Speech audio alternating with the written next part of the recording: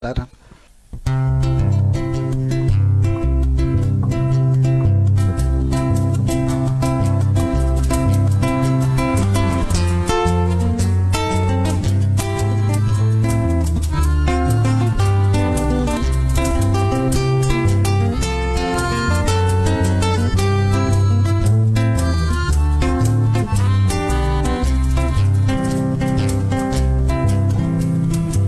Fantatrareo ve ny fomban-dehilahy tsy mifidina gasy na vaza, mody tsy taitra to tsy miraika nefa efa mandamina paika. Raha vao misy rana ny tovovavy, misy ireo tonga de avy manara-maso de hiteny hoe andraso.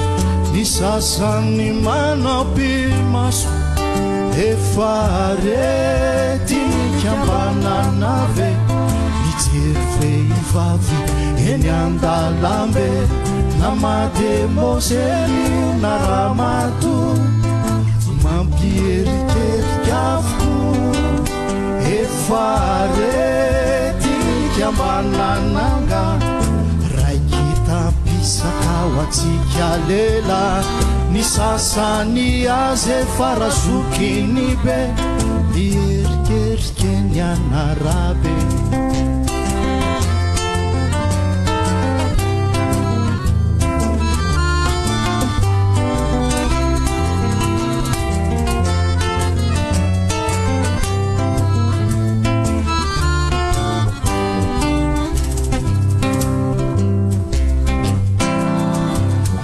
Lozakonge ianareo vehivavy, aiza mozay no tsy erika ho azy e, manintona ery rehefa mandeha manao zipo hatreny ampotobe. Ny sasany indray to mampitsangam-bolo, misy eo mifoatrany ray mantolo, ny kibo ateratera mifintsy pataloha manao akanjo ze mafo. Efa arety nikambanana ve, mijery vehivavy eny an-dalambe na mademôzely na efa madamo samy mampianahana.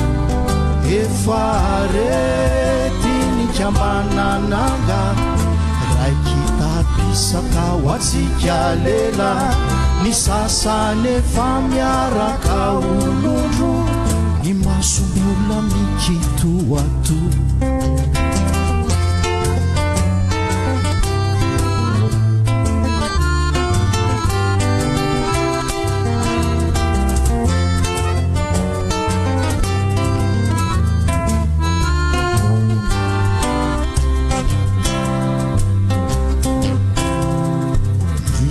Lelahy efa manambady adino mivady mariazy, manao solomaso maintimainty be, ny maso anefa ao mandendeha.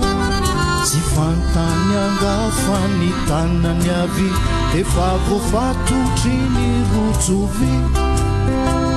Iperatra mariazy no mamatotra azy, tsy erikerike tsy ery.